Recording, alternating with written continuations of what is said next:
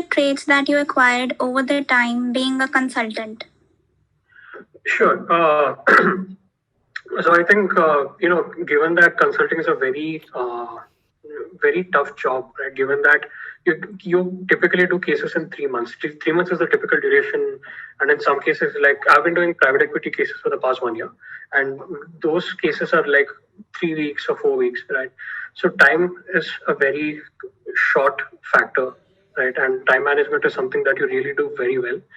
And another skill that you pick up is, something which we call 80/20, but it's basically you are able to identify, given that you have a lot of things to analyze, you identify specifically what you end up analyzing, and that has to give the most value, right? The ability for you to prioritize things is really something that you pick up very well in consulting. And another thing that you pick up is presentation skills. Right.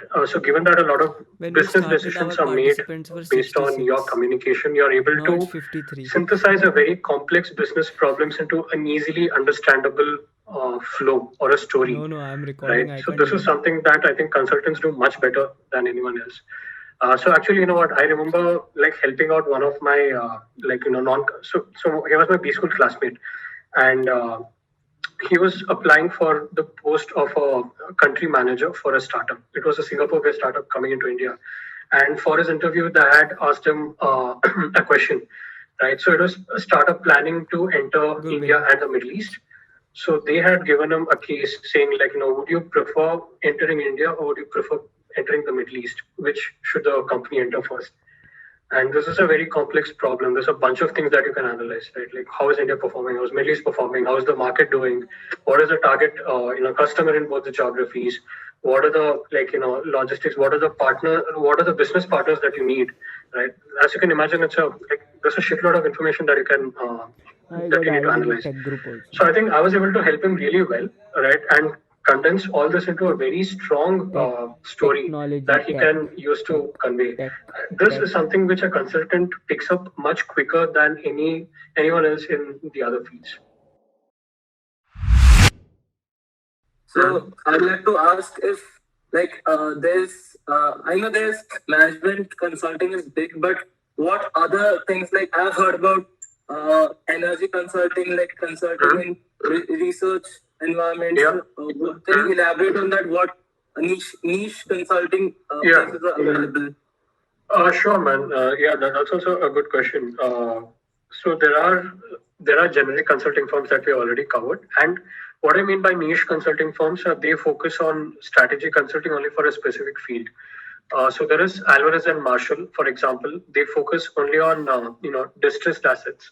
So these are companies that are going into bankruptcy, and they are typically the court-appointed consultants to turn the company about during that bankruptcy period. They specialize only in such situations. And then there is EY Parthenon that focuses on education. They specialize only in situations for education, either turning around institutes or they help private equity funds invest in educational in the field of education. And then you have companies like Dalberg, which are focused on sustainability, right? And then you have Samagra, which is focused only on consulting to the government sector, right? So in all such cases, in addition to the criteria that we already discussed, it would help for you to demonstrate interest in these respective fields, right? For example, Dalberg is sustainability and energy.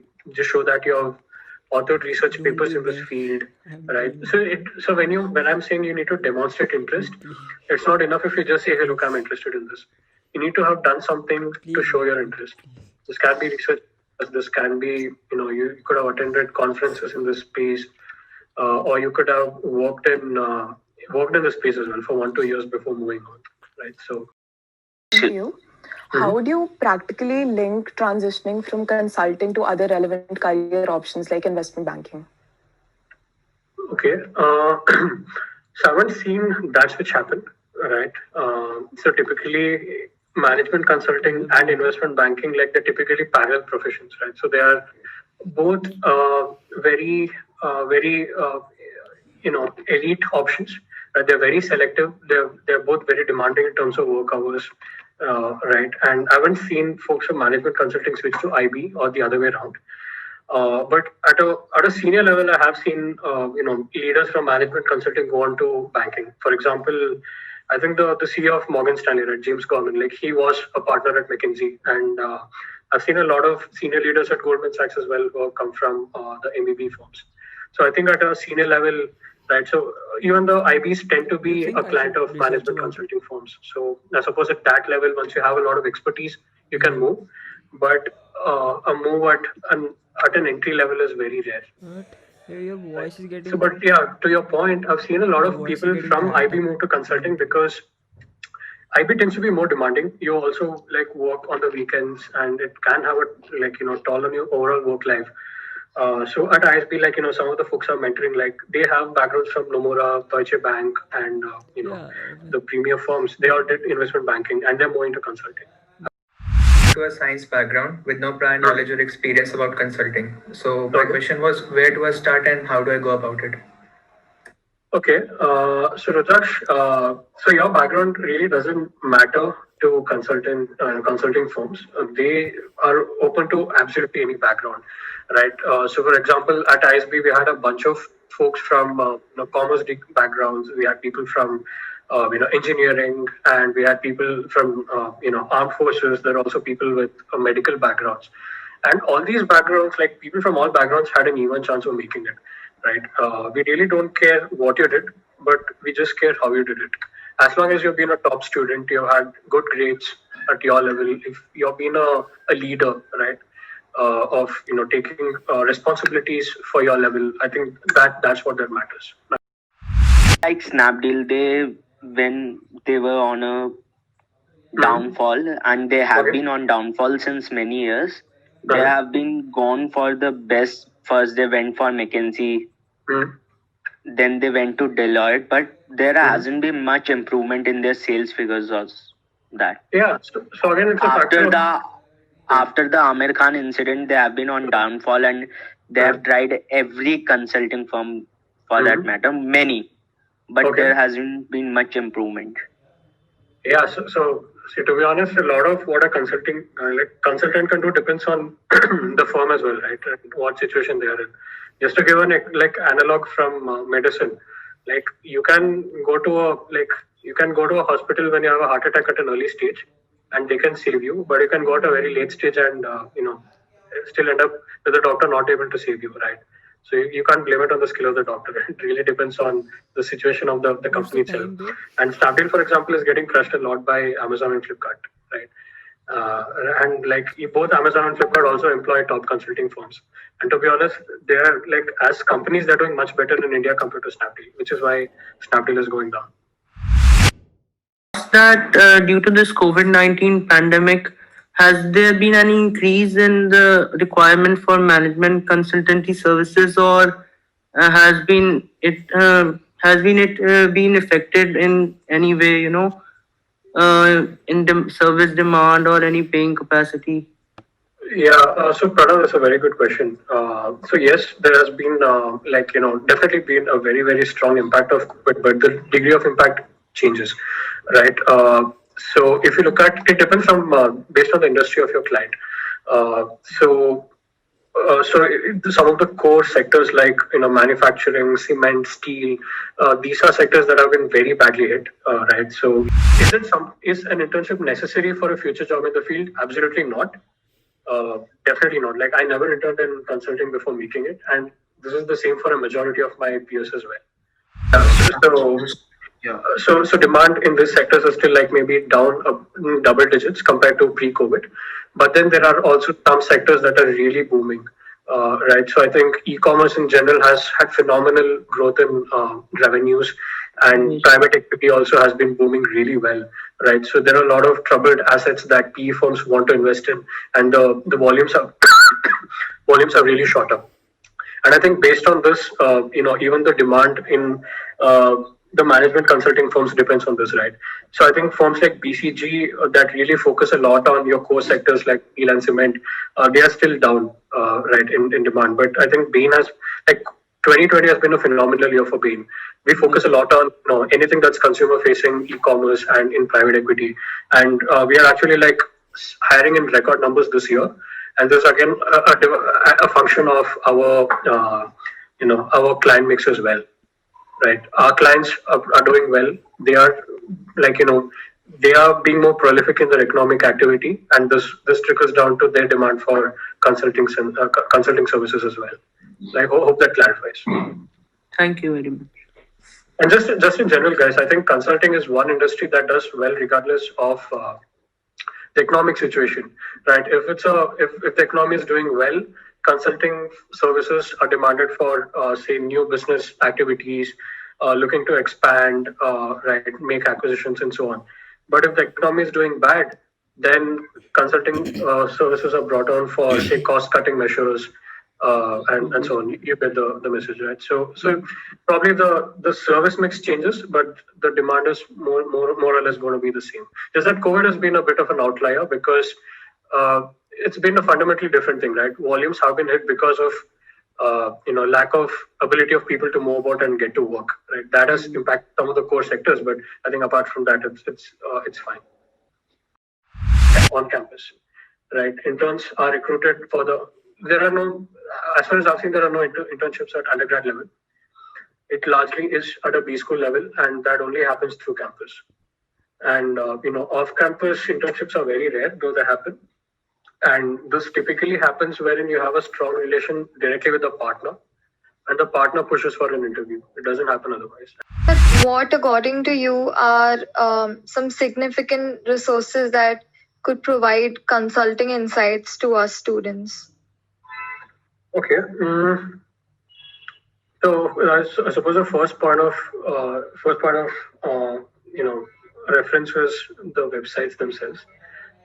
So given that consulting is a very client-oriented field, we publish a lot of our insights online. Right. So, for example, like Bain has published a report on consumer spend in India with the World Economic Forum, and every year we publish a PE report, a VC report, a software as a service report, and a couple of other ones as well. You can see what are the various sectors we work with and what are the things that we do in each sector. And in addition to this, probably you can also look at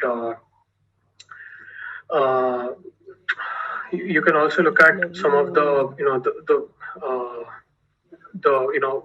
business, the case interviews cracked or Victor Cheng, right? So that is from a selection perspective. So anything from a recruitment standpoint, what do consulting firms look at from the candidates? All of this is something that you can pick it up there. A minimal work experience requirement. And those of you in your final year probably would have already been writing CAT, right? So once you write CAT, it's a fairly straightforward process. Your entire admission criteria is dependent on your CAT scores, nothing more. The other option is the ISB. The ISB you can either apply through the Young Leaders Program. The Young Leaders Program again is something you apply to in your pre-final year, right?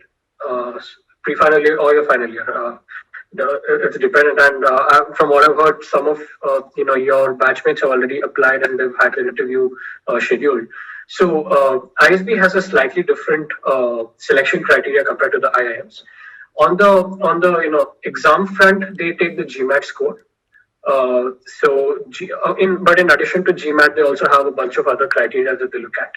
They look at your general academic performance at your undergrad. They also look at your extracurriculars and how are you as a person overall, right? Probably having being a role bearer in clubs, like such points will boost your profile overall, right? They want to see people who have leadership profile in addition to just being strong academically, right? And but in addition to YLP, you also have the option of joining, interviewing for ISB later on.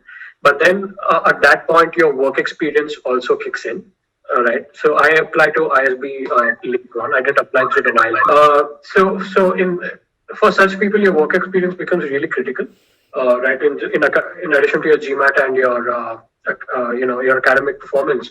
So here, the brand of the company wherein you worked matters, and your work experience and your achievements. Let's say you've been a strong performer and you've had fast track promotions, and basically you get responsibilities that are not typically given to someone of your tenure. That kind of boosts your chances of making it, right? And of course, your third option is like some of you might be exploring B schools abroad as well. For this, your work experience matters the most, right? They typically take folks with 3 to 4 years of work experience and sometimes even beyond, right? So this is something which just keep in the back of your mind. This is something that you'll probably get into a couple of years down the line. To the agenda of the session that Okay. we talked about, either getting into a B school or the internal mobility, like getting into after the Yeah. BCN McKinsey Mhm. knowledge. So I think this Manav also asked as to what would be better, like once we graduate. So either follow a networking path and get into this BCN or McKinsey Knowledge Center profile, and then looking for a core consulting switch, or pursuing like B school, getting into an MBA like ISB or anything, and getting directly into consulting. Don't like it. Yeah. Just prioritizing that, and by order of what is the easiest and what is the highest percentage outcome, like percentage success outcome. B school is the most easy option for you guys, right? Like they recruit in, like MBB recruits in very large numbers from B schools. That should be a top priority. BCN, like if you're looking at the knowledge center route, it is like you need to be a top performer over there, right? And it's not very large numbers as well.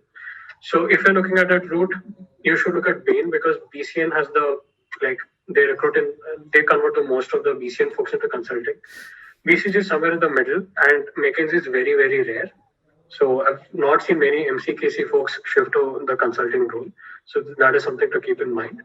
And networking is the hardest, right? Because of reasons that I already mentioned. That is something that just keep it as a last resort if you really, really want to get into it right now at undergrad. But I would say the easiest thing is to wait it out, apply to B school, and then look at it from there. Like, what do you think a graduation student should start doing if they aspire to enter the consulting industry?